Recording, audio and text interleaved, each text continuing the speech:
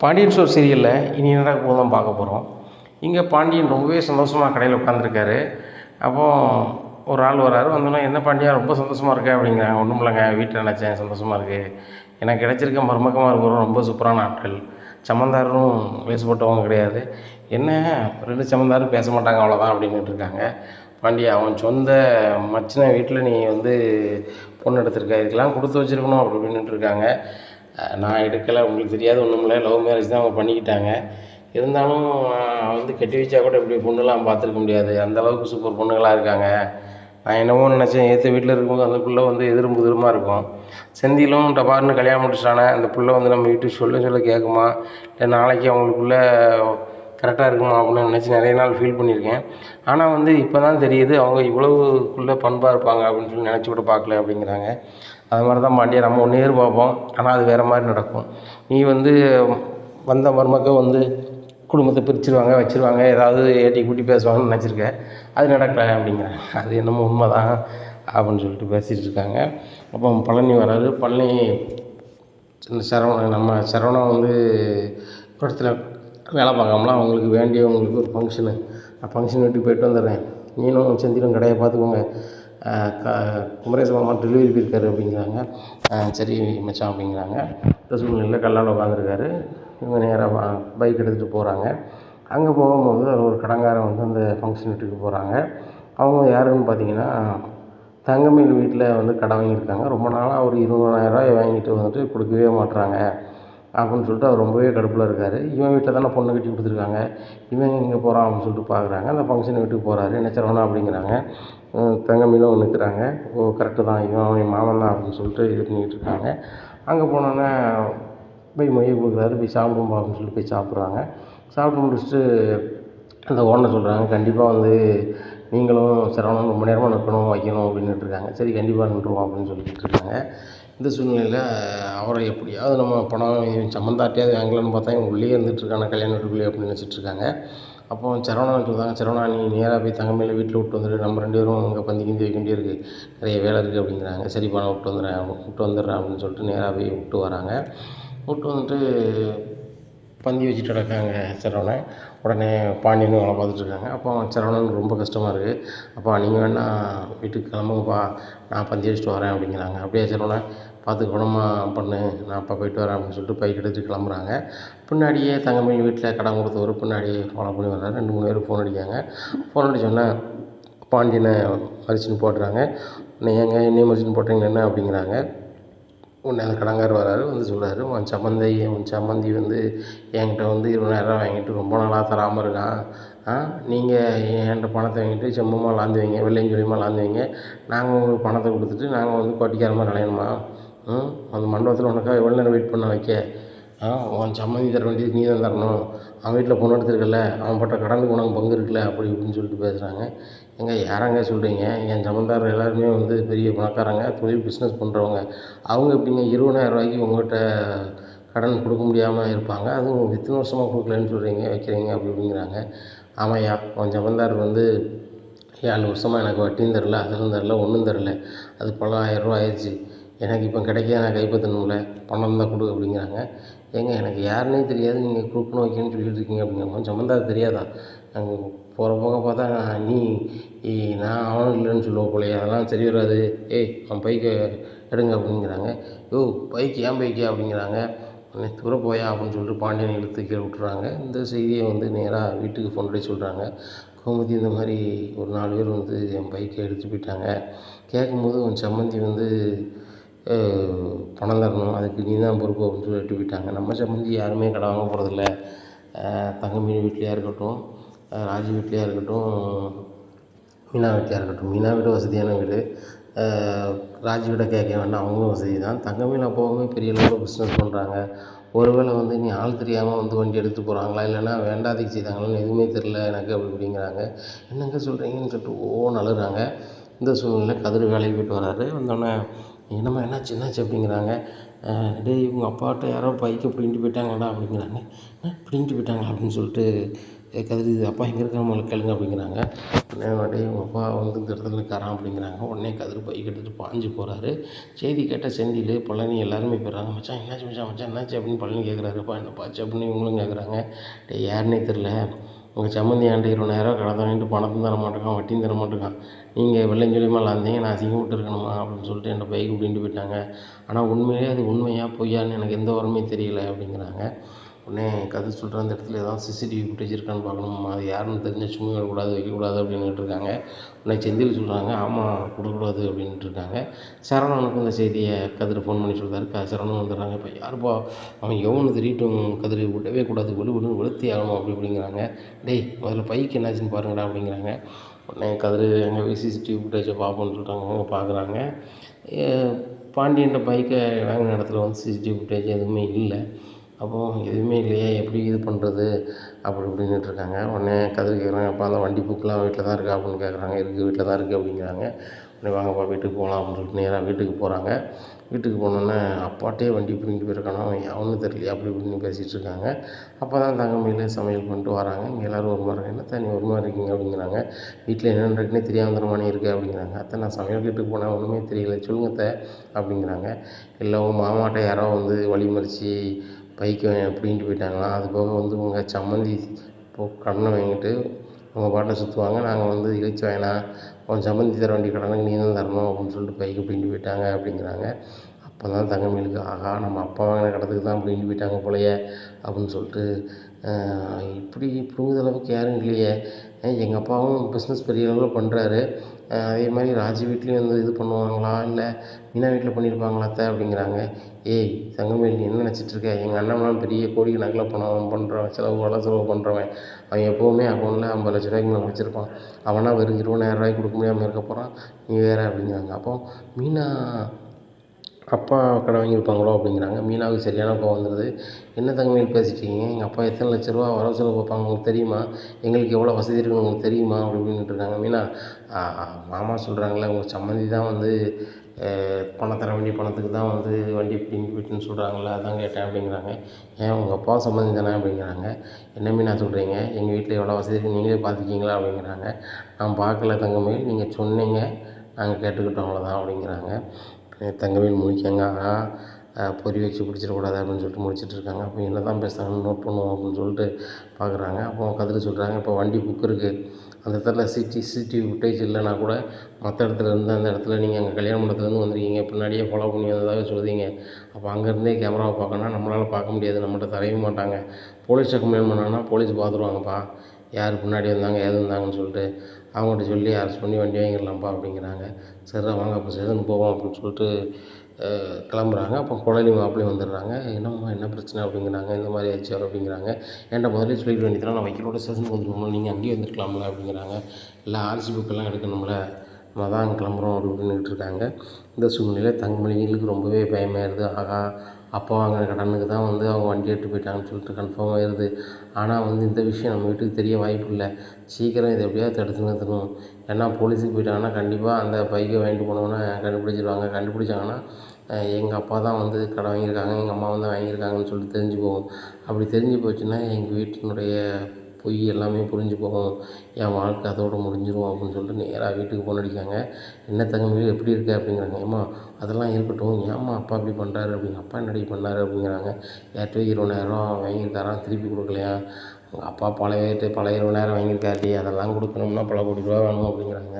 அது இல்லாமல் பிரச்சனை, எங்கள் மாமா வந்து பின்தொடர்ந்து வந்து உன் சம்மந்தி தர வேண்டிய பணத்துக்கு இந்த பைக்கை தடா அப்படின்னு சொல்லிட்டு பிடிங்கிட்டு போயிட்டானா. இப்போ வந்து அவங்க போலீஸில் கம்ப்ளைண்ட் பண்ணணும்னு சொல்கிறாங்க. அவனை வந்து பிடிச்சிட்டாங்கன்னா கண்டிப்பாக வந்து நீ நம்ம தான் பண்ணியிருக்கேன்னு தெரிஞ்சிருமா அப்படி இப்படின்னுட்டு இருக்காங்க. என்னடி சொல்கிற அப்படிங்கிறாங்க. உடனே ஏங்க அப்படின்னு சொல்லி நீங்கள் போன போய் நான் என்னென்னு பார்க்குறேன் அப்படின்னு சொல்லிட்டு ஏங்க நீங்கள் ஒரு 7 வருஷத்துக்கு முன்னாடி யார்கிட்ட 20,000 வாங்கினீங்க அப்படிங்கிறாங்க. உடனே பாக்கியம் நான் பல 20,000 வாங்கியிருக்கேன், யாரை சொல்லுது அப்படிங்கிறாங்க. விளையாட்டு வேலை பார்த்துட்டு இருக்காதங்க, நம்ம சம்மந்தி பாண்டியனை மறித்து பைக்கை பிடிங்கிட்டு போயிட்டாங்களாம், அவங்க சம்மந்தி தர வேண்டிய பணத்துக்கு நான் பைக் கொண்டு போகிறேன்னு கொண்டு போயிட்டாங்களாம். இப்போ இவங்களும் போலீஸில் போய் கம்ப்ளைண்ட் பண்ண போகிறோன்னு சொல்லிட்டு போகிறாங்க. போலீஸில் கம்ப்ளைண்ட் பண்ணாங்கனாக்கா ஆட்டோமேட்டிக்காக வந்து அவனை தூக்கிடுவாங்க. அவனை தூக்குனாங்கன்னா அவன் நம்மளை காட்டி கொடுத்துருவான். அப்படி காட்டி கொடுத்தோன்னா நம்மகிட்ட ஒன்றுமில்ல ஓட்டாண்டி ஊர் பூரா கடை வாங்கிட்டு ஊர் பூரா பிரச்சனை பண்ணுறவங்கன்னு தெரிஞ்சு போகும். அப்படி தெரிஞ்சு போச்சு அப்படின்னா தங்கமயில் வீட்டில் தான் வந்து இருப்பாள். அவளை வாழ வெட்டியாக வைக்கிறதுக்காக நம்ம இவ்வளோ பொய் சொல்லி கல்யாணம் முடிச்சு வச்சுருக்கோம். இதை எப்படியாவது வகையில் ஒழுங்கு பண்ணணும் வைக்கணும் அப்படின்னு சொல்லி நினச்சிக்கிட்டு சொல்லுதாங்க. என்ன சொல்கிறாங்க, பாக்கியம் இப்போ அவனுக்கு 20,000 கொடுக்கணும்னா அதுக்கு வழி இல்லையே, எனக்கு யாருன்னு உங்களுக்கு தெரியுதா அப்படிங்கிறாங்க. இல்லை, ஒரு வாரத்துக்கு முன்னாடி என்கிட்ட இது பண்ணிட்டு போனான், அவன் சம்மந்திகிட்ட சொல்லி நான் அசிங்கப்படுத்திடுவேன் வச்சுட்டு போனான். டேய் அங்கே போய் புதுசாக வாங்கி கட்டிக்கிறாத அப்படின்னு சொன்னேன். அவன் தான் அங்கே போயிட்டான் போல, நான் போக மாட்டான்னு நினச்சி தான் அவனை நான் கொஞ்சம் வீம்புக்கு பேசினேன் அப்படிங்கிறாங்க. இங்கே லூசாங்க, ஒரு பொண்ணை கட்டி கொடுத்துருக்கோம், அந்த வீட்டில் போயிடுவோன்னு ஒருத்தன் சொல்லியிருக்கான். அதை நீங்கள் என்கிட்ட சொல்ல வேண்டாமா, அவனுக்கு 4 பூசை கொடுத்துருப்போம்ல. இன்றைக்கி பாருங்கள் அவன் வந்து நம்ம சம்மந்தி பாண்டியன் பைக்கே பிடின்ட்டு போயிட்டாங்க. அந்த வீட்டில் வந்து கதிர் வந்து ரொம்ப கோபமாக இருக்கான், நான் போலீஸுக்கு போகணும்னு சொல்லிட்டு. அதனால் வந்து நம்ம ஏதாவது பண்ணணுங்க. குழந்தைங்க மாப்பிள்ளைக்கு வேறு நிறைய வக்கீல் தெரியும். அவங்க வக்கீலை கூப்பிட்டு போய் ஸ்டேஷனில் கம்ப்ளைண்ட் பண்ணிட்டாங்க. வண்டி எங்கே இருக்குன்னு கண்டுபிடிச்சிட்டாங்கன்னு வச்சுக்கோங்க. அவன் வண்டிக்கு வாங்கினா எடுத்துகிட்டு போனவன் நம்மளை காமிச்சு விட்டு அவன் பாட்டில் எஸ் ஆயிடுவான். கடைசியில் நம்ம மாட்ட போகிறதும் நம்ம பொண்ணு வாழ்க்கை ரொம்பவாக போகுது. ஒன்றே என்னென்னு பார்க்கணுங்க அப்படிங்கிறாங்க. ஏன்னா அவங்க வீட்டுக்கு போகிறாங்க பாக்கியமும் அவர் வீட்டுக்காரும். வீட்டுக்கு போனோடனே ஏய் நீ பைக்கு எப்படி என் சம்மந்திட்டு வாங்கலாம் வைக்கலாம் அப்படிங்கிறாங்க. வாங்கம்மா, ரொம்ப பணம் பேசுவீங்க, வீட்டுக்கு வந்தால் பதிலே சொல்ல மாட்டீங்க. 20,000 வாங்கி 7 வருஷத்துக்கு மேலே ஆயிடுச்சு, 5 பைசா திருப்பி தரல. ஆனால் இப்போ உங்கள் சம்மந்தி பைக்கு கொண்டு வந்தோன்னா நீங்கள் வந்து உடனே வந்துட்டீங்களே, பணத்தங்க அப்படிங்கிறாங்க. இப்போ பணம் 1 ஹவரில் வந்துடும், நீ பைக்கு முதல்ல கொடு அப்படிங்கிறாங்க. நீங்கள் அதுவும் 1 ஹவரில், அதுவும் 20,000 வந்துடுவோன்னே அப்படி இருக்காங்க. ஒரு கிழமை நடக்காது வைக்காது அப்படிங்கிறாங்க.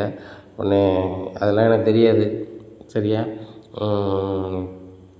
எனக்கு வந்து பணம் வேணும் அப்படிங்கிறாங்க. தப்பாக நினச்சிக்காதீங்க, பணம் வந்துடும், இப்போ வீட்டை நாங்கள் விற்க போகிறோம், வீட்டை விற்று உங்களுக்கு நான் பணம் செட்டில் பண்ணிடுறோம் அப்படிங்கிறாங்க. எம்மா பாக்கியம், இந்த வீட்டை விற்று செட்டில் பண்ண போகிறோன்னு சொல்லிட்டு பல ஆள்கிட்ட நீங்கள் சொல்லி கடன் வாங்கிட்டீங்க. நானும் சரி உங்களுக்கு சொந்த வீடு இருக்குதுன்னு சொல்லிட்டு தான் நான் கொடுத்தேன். விசாரிக்கும் போது தான் தெரியுது அந்த வீடை நீங்கள் அந்த வீட்டில் இருந்தவங்ககிட்ட ஏமாற்றி நீங்கள் வந்து பிடுங்கிருக்கீங்க. இதுவே எனக்கு இப்போ தான் தெரியுது சரியா. நீங்கள் பிடுங்கினா நியாயம், நான் பிடுங்கினா தப்பு அநியாயமா? எனக்கு என் பணம் வந்தாகணும். நீங்கள் அடுத்தவங்க வீட வச்சுக்கோங்க, வைக்காமல் போங்க. எனக்கு என் பணம் வேணும். பணம் வந்தால் மட்டும்தான் நான் இது பண்ண முடியும், வைக்க முடியும் அப்படிங்கிறாங்க. நீங்கள் எங்கே நேராக வீட்டுக்கு போங்க, வீட்டுக்கு போய் நம்ம இளையமாவா காற்றுல கிடக்கிற கம்மலை விற்று கொண்டு வாங்க அப்படிங்கிறாங்க. நேராக போகிறாங்க, அந்த கம்மலை விற்கிறாங்க. விற்றுட்டு நேராக கொண்டு 20,000 கொடுக்குறாங்க. உடனே உனக்கெலாம் அதிர்ச்சி வைத்தியம் பண்ணால் தான் வந்து உங்களுக்கு சரியாகும் அப்படி இப்படின்னுட்ருக்காங்க. இந்த சூழ்நிலையில் பாண்டியன் ஸ்டோர் குடும்பத்தில் இருந்து போலீஸ் ஸ்டேஷனுக்கு கிளம்பிக்கிட்டு இருக்காங்க. எதித்தாப்புல பார்க்குறாங்க, தங்கமயில் அப்பா அந்த வண்டியை ஓட்டிகிட்டு வந்துட்டுருக்காரு. இதை பார்த்தோன்னே பாண்டியன், சம்மந்தி இந்த பைக்கு உங்களுக்கு எப்படி வந்து கிடச்சிச்சு அப்படிங்கிறாங்க. இல்லை சம்மந்தி, எனக்கு போலீஸ் ஆஃபீஸர்லாம் பெரிய லெவலில் எல்லாருமே பழக்கம். அப்படி இருக்கும்போது வந்து தங்கமயில் ஃபோன் அடிச்சோன்னா அந்த மாதிரி எங்கள் மாமா பைக்கை வந்து யாரோ பிடிங்கிட்டு போயிட்டாங்களாம், வச்சுட்டாங்களாம் அப்படின்னு சொன்னாங்க. உடனே போலீஸ் ஆஃபீஸர்கிட்ட பேசினேன், அவங்க கண்டுபிடிச்சிட்டாங்க, அதான் பைக் கொண்டு வரேன் அப்படிங்கிறாங்க. உடனே சம்மந்தி நீங்கள் தான் சொன்னீங்க, நான் மறந்துட்டேன், பெரிய பெரிய போலீஸ் அதிகாரிலாம் உங்களுக்கு பழக்கம் அப்படி இப்படின்னு சொன்னீங்க, நான் மறந்தே போச்சு சம்மந்தி. கொஞ்ச நேரத்துலேயே கொண்டு வந்துட்டீங்களே, உண்மையிலே நீங்கள் பெரிய ஆள் தான் சம்மந்தி. நான் என்னமோ நினச்சேன், நீங்கள் பிஸ்னஸ் பண்ணுறீங்க வைக்கீங்களான்னு தெரியும், ஆனால் இவ்வளோ அளவுக்குள்ள செல்வாக்காக இருப்பீங்கன்னு நான் வந்து செயல்பாட்டில் இப்போ தான் பார்க்கேன் அப்படின்னுட்டு இருக்காங்க. உடனே பைக் கொண்டு கொடுத்த உடனே எல்லாருக்குமே பயங்கர ஷாக்கு. உடனே கொள்ளி புருஷன் சொல்கிறாரு, இவ்வளோ சீக்கிரமாக நடவடிக்கை எடுத்தாங்களா, பரவாயில்லையே அப்படின்ட்டு இருக்காங்க. உடனே அவங்க வக்கீலுக்கு ஃபோன் அடிக்கிறாங்க. வக்கீலுக்கு ஃபோன் அடிச்சு, சார் ஸ்டேஷனுக்கு வர வேண்டாம், நீங்கள் ஸ்டேஷனுக்கு வரணும்னு கிளம்பியிருந்தீங்க அப்படின்னா அதுக்குள்ளே ஃபீஸ் தந்துடுறேன் அப்படிங்கிறாங்க. இல்லை நான் இன்னும் வீட்டை விட்டு கிளம்பல, ஃபீஸ்லாம் தர வேண்டாம் அப்படின்னு சொல்லிட்டு அவங்க ஃபோன் வச்சிடுறாங்க.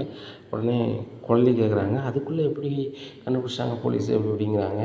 உடனே மீனாவும் சொல்கிறாங்க, அதானே நம்ம போலீஸில் கம்ப்ளைண்ட் பண்ணாலே கொஞ்சம் லேட் பண்ணுவாங்க, கம்ப்ளைண்ட் பண்ணி அவங்க ரசீதை போட்டு தந்து அதுக்கப்புறம் அந்த வண்டி நம்பரை வச்சு ஆர்டிஓ ஆஃபீஸில் என்ன லிஸ்ட்டில் இருக்குதுன்னு பார்ப்பாங்க. இது நிறைய வேலை இருக்க, எப்படி உடனே கண்டுபிடிச்சாங்க, சிசிடிவி ஃபுட்டேஜில் வேறு இல்லைன்னு சொன்னாங்களே அப்படி இப்படிங்கிறாங்க. இல்லை தங்கமயில் அப்பா சொல்கிறாங்க, இல்லைம்மா அதெல்லாம் சாதாரணப்பட்டவங்களுக்கு தான், பெரிய அளவில் பழக்கம் இருக்கிறவங்க வசதி இருக்கிறவங்களுக்குலாம் வந்து போலீஸ் உடனே நடவடிக்கை எடுத்துருவாங்க. போலீஸ் ஆஃபீஸர் எனக்கு பெரிய பழக்கங்கும் போது வந்து செய்ய மாட்டாங்களா அப்படிங்கிறாங்க. உடனே பாண்டியன் சொல்கிறாரு, ஆமாம் மீனா, இந்த மாதிரி பெரிய பெரிய ஆட்களுக்கு பழக்கம் இருக்கவங்க தான் உடனே வேலை முடியும், நம்மளை மாதிரி பாட்டாளி போன நின்றோம் அப்படின்னு சொன்னால் வேலை ரொம்ப தாமதம் தான் படும் அப்படி அப்படின்ட்டு இருக்காங்க. உடனே பார்த்தியா தங்கமயிலு உங்கள் அப்பா எவ்வளோ பெரிய ஆளாக இருக்கார், ஆனால் ரொம்ப சாதாரணமாக சிம்பிளாக இருக்கார், வண்டியை வாங்கிட்டு அப்படியே வண்டியை அவரே ஓட்டு வராரு, இப்படி எந்த சம்மந்தி இருப்பாங்க இந்த காலத்தில் அப்படின்னுட்டு இருக்காங்க. இல்லை சம்மந்தி, இப்போ நான் ஒரு காரை வர சொல்லிடுறேன், வீட்டுக்கு போயிடுவேன் அப்படி இப்படின்னுட்டு இருக்காங்க. அதேமாதிரி பில்டப் பண்ண மாதிரி பாக்கியம் ஒரு காரை அனுப்பி விடுவாங்க. தங்கமயில் நான் வீட்டுக்கு போயிட்டு வரேன், இன்னொரு நாள் வரேன் அப்படின்னு சொல்லிட்டு கிளம்பி போயிடுறாரு. தங்கமயில் உங்கள் அப்பா பயங்கரமான ஆளாக இருப்பா போலையே அப்படின்னு சொல்லிட்டு இது பண்ணிகிட்டு இருக்காங்க. அப்போ தான் தங்கமயிலுக்கு பெருமூச்சு வருது. ஆகா, அந்த பைக்காலையும் வாழ்க்கை போயிருன்னு நினச்சேன், எங்கள் அப்பா ஏதோ ஒரு பில்டப் பண்ணி அந்த பைக்கு கொண்டு வந்தார், எப்படி தான் பண்ணாங்கன்னு தெரில அப்படின்னு சொல்லிட்டு ரூமுக்கு போயிட்டு ஃபோன் அடிக்காங்க அவங்க அம்மாவுக்கு. அம்மா என் வாழ்க்கை இன்னையோட முடிஞ்சிட்டுன்னு நினச்சேம்மா, ரொம்ப நன்றிம்மா, வாழ்க்கையை காப்பாற்றிட்டேன் அப்படிங்கிறாங்க. டேய் தங்கமயில், நான் உனக்கு அம்மா, உன் வாழ்க்கையை காப்பாற்றுறதுக்கு நான் எந்த நிலைமைக்கு வேணாலும் போவேன், இந்த நிலைமையில உன்னை காப்பாற்றிட்டேன், என்ன வந்தாலும் பார்த்துக்கலாம் சரியா, நீ செய்ய வேண்டியது இதுதான், உன் மாமனை கைட்டில் போட்டுக்கிட்டு அங்கே உள்ள பணம் வரவு செலவு நீ மட்டும்தான் பார்க்குற மாதிரி இருக்கணும். அப்படி பார்த்தா தான் உங்கள் அப்பா வாங்கி வச்சுருக்க கடத்தை வந்து அடைக்கிறதுக்கு ஏதாவது வழிவகை பண்ண முடியும். இல்லைன்னா அன்னாடு ஒவ்வொருத்தலாம் வந்து உரி பண்ணிகிட்டு இருப்பான், அவ்வளோ நேரமும் வந்து தங்க பொருள் வைக்கிறதுக்கு ஒன்றும் முடியல அப்படிங்கிறாங்க. என்னம்மா சொல்கிற அப்படிங்கிறாங்க. ஆமாம், உங்கள் தங்கச்சி கழுத்துக்கு உன் தங்கச்சி காற்றுல போட்டிருந்த கம்மலை வச்சு தான் இன்றைக்கி இதை சரி பண்ணியிருக்கு. ஏன்னா ஒவ்வொரு நாளும் இதை சரி பண்ணதுக்கு நம்மகிட்ட ஒன்றும் இல்லை, அங்கே வழிவாய்ப்பு இருக்குது, ஆனால் நம்ம கேட்டு வாங்க முடியாது, ஆனால் நம்மளாவது ஆட்டையை போட்டால் தான் உண்டு. நீ எப்படியாவது கல்லாச்சாவியை கைப்பற்றுற மாதிரி பாரு, அப்படி கைப்பற்றினா தான் நீ வந்து இங்கே உள்ள கடத்தை அடைக்க முடியும், உன் வாழ்க்கையும் காப்பாற்ற முடியும் அப்படிங்கிறாங்க. அதான் நான் கல்யாணம் வேண்டான்னு சொன்னேன், நீ ஒவ்வொரு பொய்யா சொல்லி நீ மாட்டி விட்டம்மா வசமா அப்படிங்கிறாங்க. ஏண்டி மாட்டி விட்டாலும் நான் வசமான இடத்துல தான் நான் மாட்டி விட்டுருக்கேன். பிடிச்சா புளிய கொம்பை பிடிக்கணும், புளிய கொம்பை தானே பிடிச்சிருக்கேன். அந்த பாண்டியனுக்கு நல்ல வசதி இருக்குது, அது போக அந்த பையன் சரவணன் குடிக்க மாட்டான் வைக்க மாட்டான், நல்லா வேலை பார்க்குறான், உன் கைக்குள்ளேயே இருந்துக்கிடுவான். நாளைக்கு வந்து நீ எல்லாம் அங்கே உள்ள பணத்தை எல்லாம் சுருட்டிட்ட தனி கொடுத்தனம் போகணுன்னு சொன்னால் கூட அவன் பின்ன உன் இழுப்புக்கெலாம் அந்த பையன் வந்துக்கிட்டு இருப்பான். அப்படி ஒரு பையன் தானே உனக்கு வேணும்டி. என் புருஷன் தான் ஒரு காலத்தில் வந்து சூதாரியாக இருந்தால் அவனை இழுத்து கொண்டு போக முடியல, ஆனால் உன் புருஷன் வந்து ரொம்ப நல்லவன், ஒரு கெட்ட பழக்கம் கிடையாது, அவன் நீ இழுத்து இழுப்புக்கெலாம் வருவான். அதுபோக கல்யாணம் முடிஞ்ச புதுசில் நீ என்ன சொன்னாலும் கேட்பான். ஏன்னா கல்லாச்சாவி மட்டும் நீ கைப்பற்று, அதுக்கப்புறம் நம்ம ராஜ்யமாக இருக்கும், உனக்கு எந்த பிரச்சனையும் இருக்காது அப்படிங்கிறாங்க. அம்மா இந்த பொய் மட்டுமா சொல்லியிருக்கேன், என்ன எம்ஏ இங்கிலீஷ் வச்சுருக்கேன்னு சொல்லுதே, அதான் அந்த பிரச்சனையே முடிஞ்சு போச்சாடி, நீ படிச்சா என்ன படிக்கட்டா என்ன ஒன்றும் பிரச்சனை கிடையாது, சீக்கிரம் நீ வந்து சரவணனுக்கு ஒரு குழந்தைய மட்டும் பெக்கிறதுக்கு வழியை பாரு, அப்படி பெற்றுட்டு அப்படின்னா உன்னை அந்த வீட்டை விட்டு வெளியே அனுப்பவே மாட்டாங்க, நீ என்ன தவறு சொல்லியிருக்கேன்னு தெரிஞ்சாலும் கூட சரி ரைட்டு ஒரு குழந்தையாயிட்டு பேசாமல் இருக்கட்டும் அப்படின்னு நினைப்பாங்க, அதுக்குள்ளே வழியை பாரு அப்படிங்கிறாங்க. ஏம்மா நான் அதுக்கு தயார்தாம்மா, அவன் மாப்பிள்ளை தான் அதுக்கு உடன்பட மாட்டேங்காரு அப்படிங்கிறாங்க. என்னடி சொல்கிறேன் அப்படிங்கிறாங்க. இல்லைம்மா அவர் வந்து பச்சை குழந்தையா இருக்கார், நான் ஒன்று பேசி இப்படி வைக்கிறது ரொம்ப கஷ்டமாக இருக்குது அப்படிங்கிறாங்க. ஏண்டி அந்த பையன் எந்த கெட்ட பழக்கமும் இல்லை, வெளி உலகம் தெரியாமல் வளர்ந்துருக்கான், நீ தாண்டி பேசி இப்படி வைக்கணும் அப்படிங்கிறாங்க. சரிம்மா நான் ஃபோனை வைக்கிறேன்னு சொல்லிட்டு ஃபோனை வச்சிடுறாங்க தங்கமயில். இந்த சூழ்நிலையில் மீனாவுக்கு ரொம்பவே டவுட்டாக இருக்குது. ராஜி இங்கே பாரு, கம்ப்ளைண்ட்டே நம்ம பண்ணலை, அதுக்குள்ளே இவர் வந்து பைக்கை கொண்டு வேகன்னு விட்டார், ஆனால் இதெல்லாம் நம்பும்படியாவா இருக்குது அப்படிங்கிறாங்க. அவங்க தான் சொன்னாங்களாக்கா பெரிய பெரிய அதிகாரிலாம் தெரியும்னு சொல்லிட்டு அப்படிங்கிறாங்க. பெரிய அதிகாரி தெரியும்னு சொன்னால் கூட போலீஸ் வந்து வாங்கி தராங்கன்னா சட்டப்படி தான் நடவடிக்கை எடுக்க முடியும், அப்படிலாம் செய்ய முடியாது. அட்லீஸ்ட் இவங்க கம்ப்ளைண்ட்டாவது பண்ணியிருக்கணும், எஃப்ஐஆர் போடாட்டும் பரவாயில்லை, இவங்க எதுவுமே செய்யலை, கம்ப்ளைண்ட் கூட கொடுக்கல, இவங்க எப்படி கண்டுபிடிப்பாங்க வைப்பாங்க. வண்டி காணாமல் போன இடம் நம்மளுக்கு தெரியும், அந்த இடத்துல வந்து எனக்கு கூட வேலை பார்க்குறவங்களோட ஹஸ்பண்ட் வேலை பார்க்குறாரு போலீஸாக, அவர்கிட்ட கேட்டால் எல்லா விவரமும் தெரிய போகுது அப்படிங்கிறாங்க. இதெல்லாம் நம்மளுக்கு எதுக்கு அப்படிங்கிறாங்க. இல்லை ராஜி நம்ம இதை இப்படி விடக்கூடாது அப்படி நின்றுட்டுருக்காங்க. உடனே கோமதி வராங்க.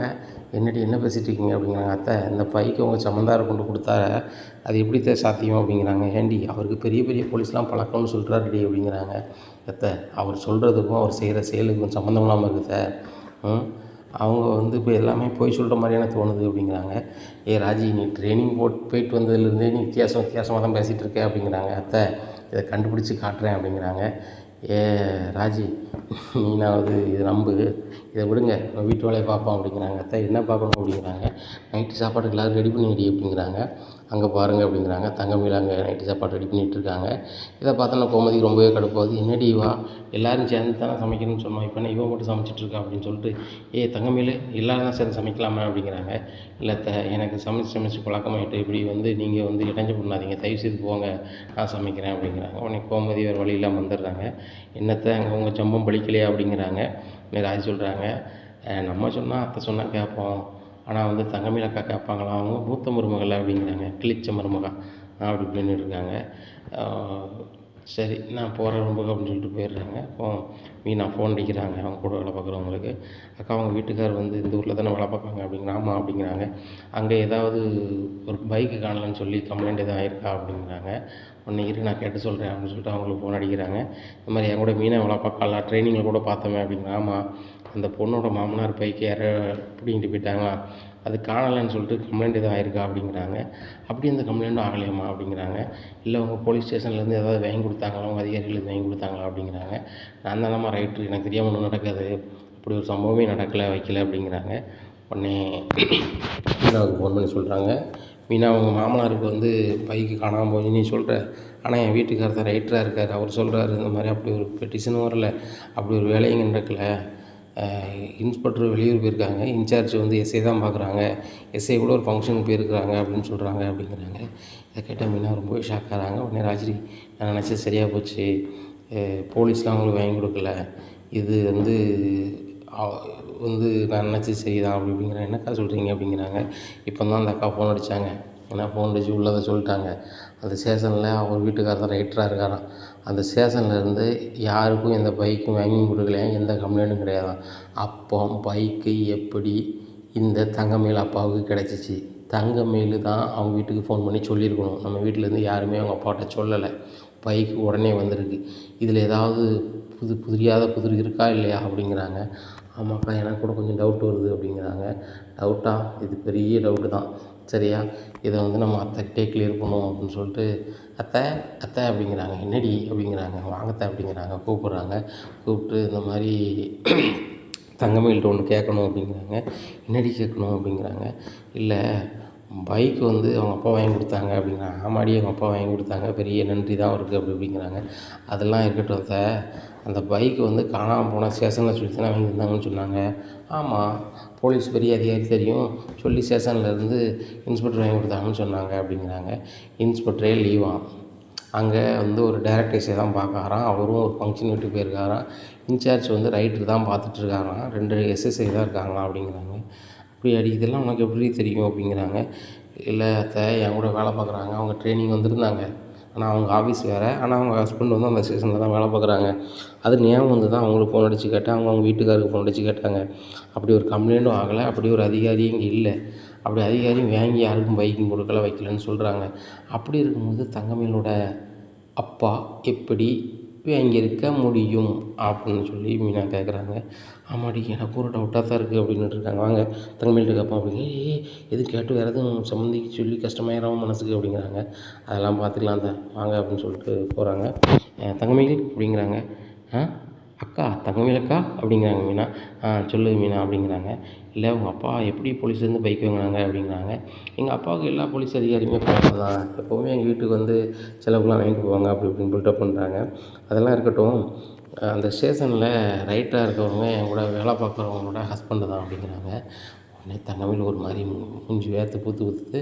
ஏன்க்கா உங்களுக்கு முகம் வைக்கிறதுக்கு ஒன்றும் இல்லை அப்படிங்கிறாங்க. அந்த ஸ்டேஷனில் விசாரிக்கும்போது அப்படி ஒரு பைக்கே வாங்கி கொடுக்கலன்னு சொல்கிறாங்க. அப்போ உங்கள் அப்பா எப்படி அந்த பைக்கை வாங்கினாங்க, உங்கள் அப்பாட்ட எப்படி அந்த பைக் வந்துச்சு அப்படிங்கிறாங்க.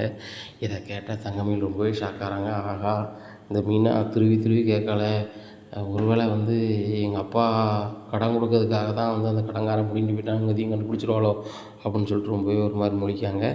இனி என்ன நடக்கும் இந்த பாண்டியன் ஸ்டோர் குடும்பத்தில் அப்படிங்கிறத பொறுத்திருந்து பார்க்கலாம். நம்ம சேனலை நீங்கள் மறக்காமல் லைக் அண்ட் சப்ஸ்கிரைப் பண்ணுங்கள். நன்றி, வணக்கம்.